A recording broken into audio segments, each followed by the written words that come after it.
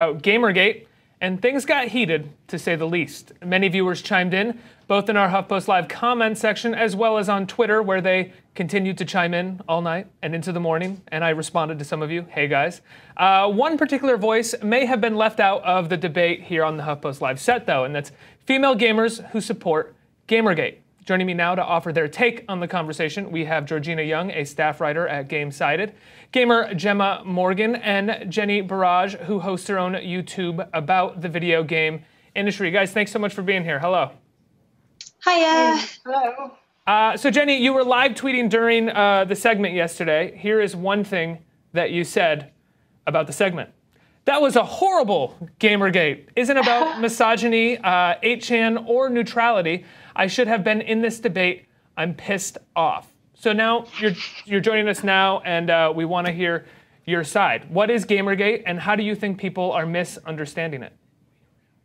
Before I get into that, I apologize for my passion. I do tend to tweet a lot when I'm very passionate about things I feel that is important. So when it does come to Gamergate, I have been noticing that it has been heavily misunderstood as a social revolt against women and minorities. And that is essentially not the case. If it was the case, I wouldn't be sitting here in front of you right now, nor my colleagues Georgina or Jemma. So Gamergate is essentially a consumer response against corrupt journalism in the gaming industry. Mm-hmm. And we've been having suspicions of these collusions for several years. And I think due to the catalyst that happened in August 2014 revolving a sex scandal, we've essentially been tipped over the edge, so to speak. And we have now created the Gamergate hashtag. Mm-hmm.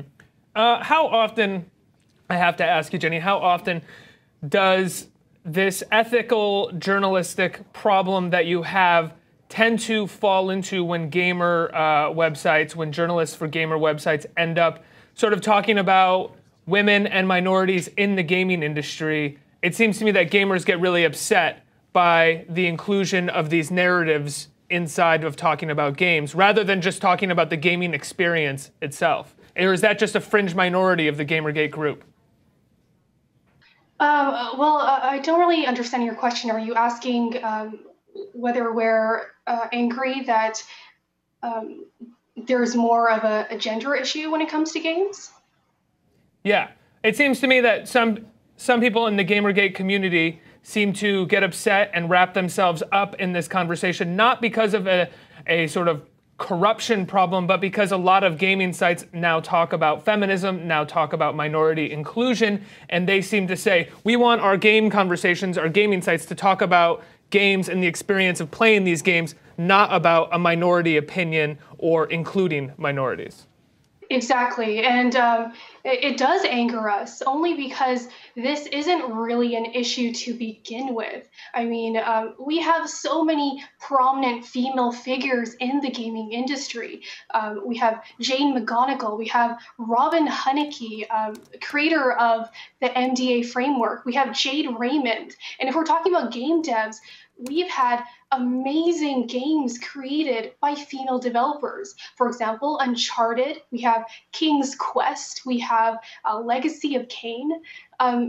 These issues revolving around feminism and gaming, it's irrelevant. It shouldn't be an issue. Well, I think people should have the right to talk about it via gaming websites. Georgina, do you think Gamergate started off about journalistic ethics and has now been, the conversation has been co-opted? Well, what I would say is that I don't think the conversation has been co-opted. The thing is that even now there is a lot of sort of, in the media, it's very one-sided in that when you're looking at the articles that are in the media at the moment, they're all Gamergate is this angry white neckbeard cisgendered male living in his mum's basement covered in zits or whatever. And this is what, there was 11 articles posted on the same day, on August 28th, which all said this thing, and they said that gamers are misogynist and angry, and these are who these people are. But it simply wasn't true.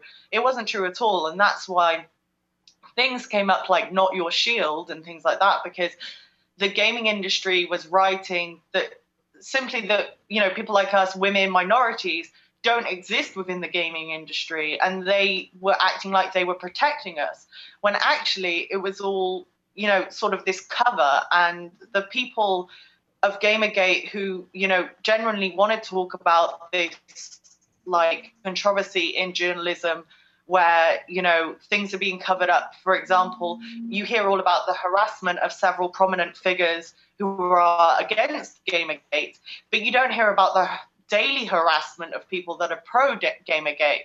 For example, Boogie is a really classic one. His wife was sent a death threat and was doxxed recently. And Gigi Feminist, before that, she was also doxxed, and she's just a Twitterer. And I think that a lot of these stories aren't covered, and that's what's upsetting people. And really, what Gamergate, the vast majority of what Gamergate is speaking about, if you actually talk to the people and read the threads and read their perspective, the vast majority of people are talking about journalism, but the narrative was always taken away to the fact that they're saying they don't want women in video games, or they don't want minorities in video games, and we just want to talk about video games. But it's not the case at all. We're all fighting for the same thing. We're fighting for better games. And the fact is that we're not given that chance to say it, because everyone's saying that, all Gamergaters are misogynists and they don't want this, and they're this angry nerd. I want to ask the three of you one quick question right here now that we have you here, because we have three women who play video games, who support Gamergate. I want to say, do you support equality for women in the gaming industry, and do you think it's an important conversation to have? Gemma? Yes.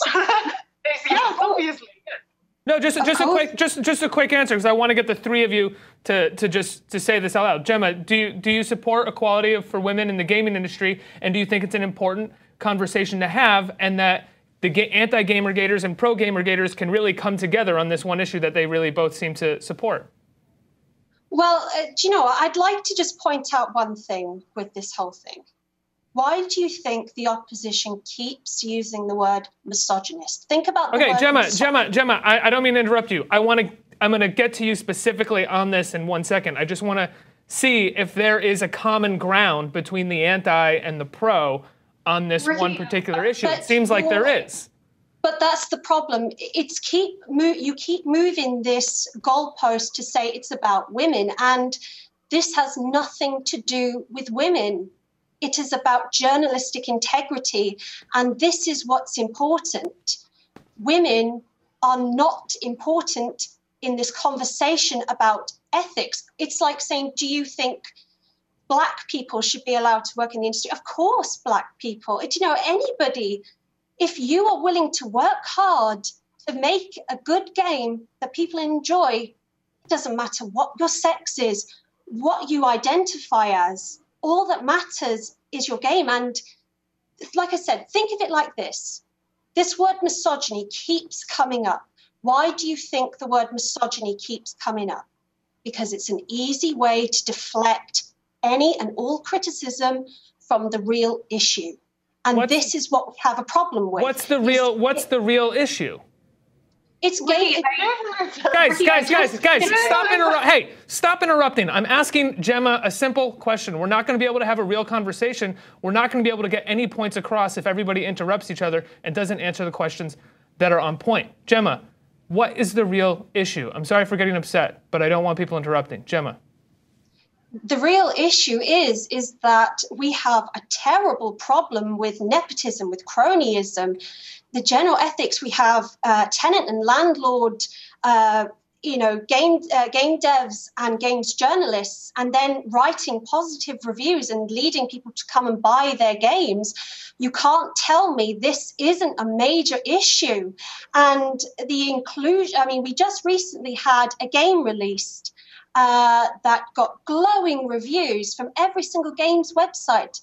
But one website that happens to be involved in this collusion docked points because they deemed it incredibly sexist. Now, this kind of thing shouldn't be in an objective review. If you want to talk about feminism in gaming, do it on another platform. But if you're going to give a review of a game, you need to be objective. Your personal ideology is not here. We don't want to know what your personal ideology is. We just want to know if the game is good. That's all we want to know. But we don't need the inclusion of an ideology. But to push back a little bit, I'm a film buff. I read movie reviews all the time. The majority of movie reviews that I read come to it with academic, intellectual lenses in the approach to their reviews, be it feminist, be it Marxist, be it any other kind of academic lens that the reviewer has hopefully been educated on, they bring to their experience in watching that movie. Why is it not important for a reviewer of a video game? Why should video games be excluded from any other kind of academic lens when approaching a review? I will give you a perfect example of a fantastic critic, and it's Jennie right here. Her videos have a fantastic critique of video games, but she isn't coming from it in an ideology. She's coming with it with a fair and balanced view. Now, the problem with injecting feminism into gaming is that it's a strong ideology that's already got a predetermined conclusion that women are oppressed, that there is such a thing as the patriarchy. Now, you know, there's nothing wrong with people being critical of video games, but a lot of these prominent figures are not included, you know, are not willing to discuss their glaring, conclusions. You know, there is clearly wrong conclusions on some of these things. It's an issue, and I don't think someone's personal ideology should come into gaming journalism. I don't think that people should be giving, positive press to who they're sleeping with, who they have a relationship with, a friendship with. I don't think they should be donating to their Patreon for just existing. This is a problem. And this is what keeps getting forgotten in the conversation, is that it isn't about misogyny. Gamers do not hate women. Okay, I want to take Jemma, I want to take what you said to Jennie here, because I believe there's two things that you're saying, Jen, and Jennie, if you could respond to this. One is that, yeah, there shouldn't be collusion in reviewers and game developers in the fact that whether or not they're paid, whether or not they slept with the person, they shouldn't be writing a good review based on that. But at the same time, Jemma's also saying that video game reviews shouldn't address ideological standings that the game may or may not have. Why is that the case, Jennie? Is Gamergate about one or the other, or both? Gamergate is essentially about corrupt journalism. Jemma had a great point, because these corrupt journalists, what they're doing is they're going against the code of ethics in accordance to the Society of Professional Journalism. This is highly unprofessional, and I'd like to take the time right now to list some of the websites who are involved in this corrupt journalism right now. They are the following: Kotaku, Polygon, Ars Technica, Rock Paper Shotgun, Gamma Sutra, and NeoGAF. These are the prominent figures of the gaming journalism industry today, and they need to be told off. It's not right what they're doing. So let's change gears a little bit.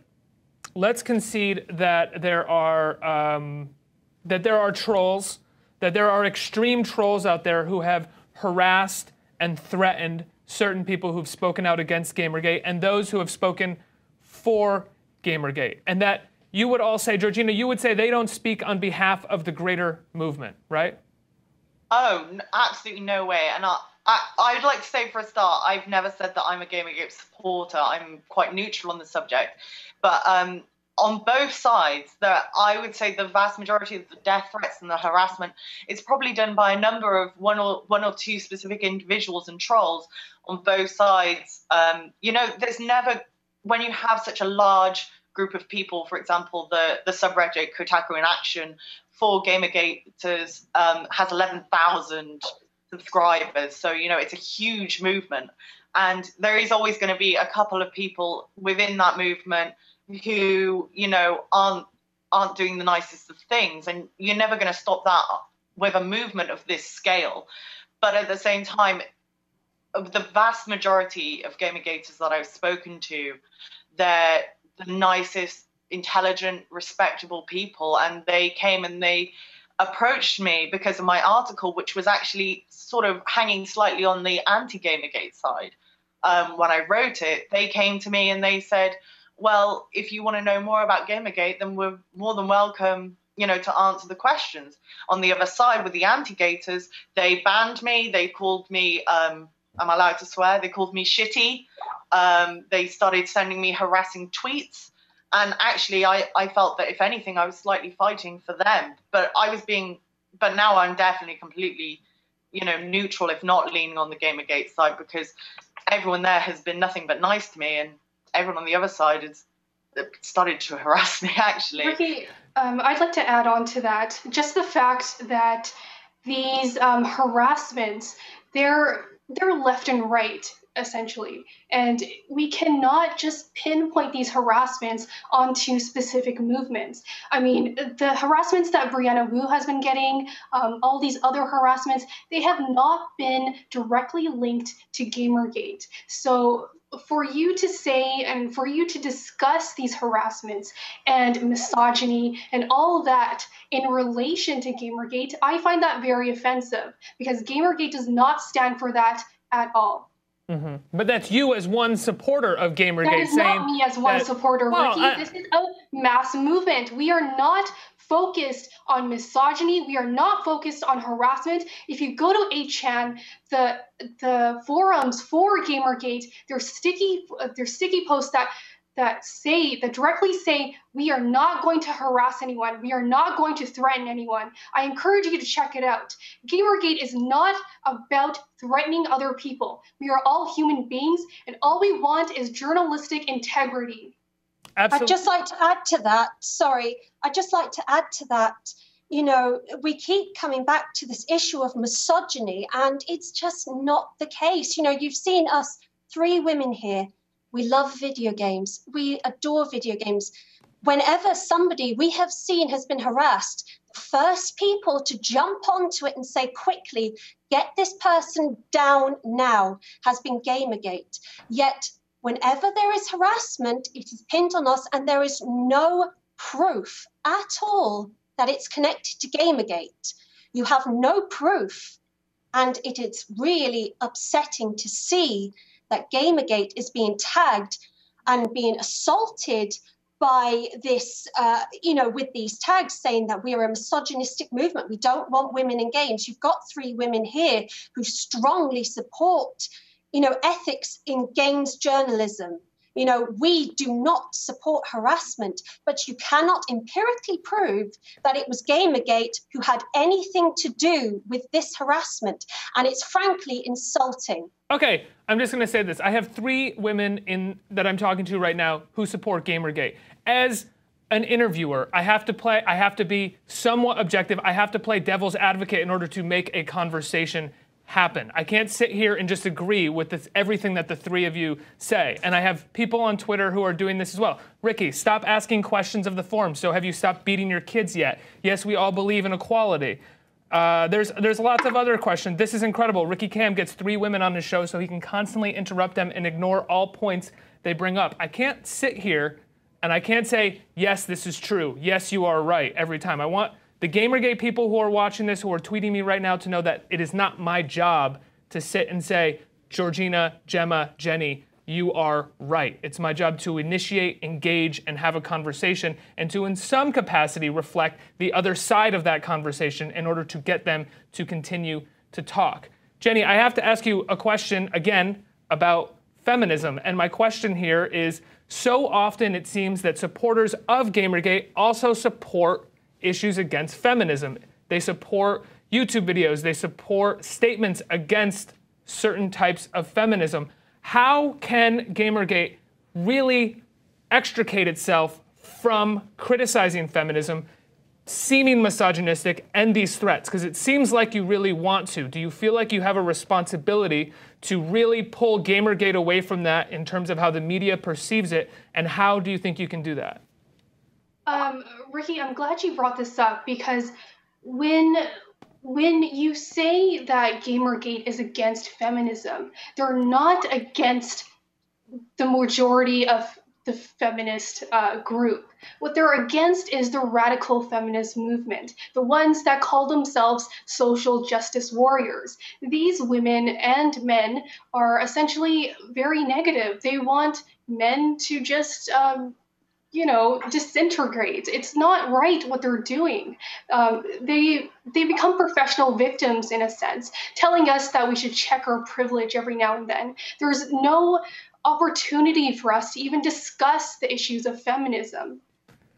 Jenny, if you're finished, could I say something? Yes, please, Georgina, go ahead. Yeah, I would also say that there are plenty of feminists in the movement, and a lot of sex-positive feminists are also part of the Gamergate movement. I myself am a sex-positive feminist, and I think that the media is portraying Gamergate to be an anti-feminist movement, but it's not. I mean, there are a couple of non-feminist people within Gamergate, the same as there will be non-feminist people within any movement or any group of people. But in general, I think a lot of Gamergaters are looking for the inclusion of women within video games. I mean, I'm personally looking for inclusivity in video games, and from what I've heard from female developers and stuff, they've said that they feel very welcomed within the gaming industry. And I just think that the movement is tarred with this brush in mainstream media, which is exactly what we're talking about in the corruption in mainstream media. And that, if you want to see the real perspective, get out there and talk to Gamergaters and meet them, and you'll see that they're this lovely bunch of people and they will answer all your questions. And the vast, vast, vast majority of them are pro-feminism or want to see more women in gaming. And that's what you have to say. Sorry, can I just add that, there are so many diverse people in the movement. There are so many different political identities. We have left, we have right, we have so many different ethnicities. We have women, we have men, we have transsexuals, we have everybody here. We have gays, straight. There are so many different people here, and to label all of us, millions of tweets, and to say we're an anti-woman campaign, even though there are strong women in this. I personally don't identify as a feminist, but no way have I ever, been attacked for not being a feminist. I've never attacked anybody who is a feminist, and there are so many strong, powerful voices in Gamergate who all we want to do is play games and enjoy games without being told we are horrendous people for doing so. Is that really too much to ask, to enjoy video games without the stigma of being called misogynist, of being tarred with hating women? Yesterday, Eric Kane joined us, and he said it's troubling how easy it is to blame faceless Gamergate for the industry's women problems rather than address the structural issues. So I'm curious, Jenny, what are the structural issues that need to be addressed? In regards to, in regards to the gaming industry. The structural, this is exactly what Gamergate is for. We're talking about the relationship that consumers have with the journalism world in gaming. We see publicists and journalists have this corrupt relationship where they have incentives and we have publicists giving money to these journalists to have to give their games a very good score. It's things like this where we do feel like there needs to be a restructuralization. Mm-hmm. I have a question about social justice warriors before we wrap up. Georgina, there's something to me that seems odd or off about referring to social justice warriors as a condescending term. It reminds me of Republicans referring to liberals as do-gooders or bleeding hearts. Rather than addressing the specific criticisms that you have, referring to someone negatively as a social justice warrior seems that it would do more harm than good for the Gamergate community. Am I wrong in that, Georgina? I think the term social justice warrior came from the term which they use, which is social justice fears. And so we just put warrior in the end. I say we, I didn't come up with that term.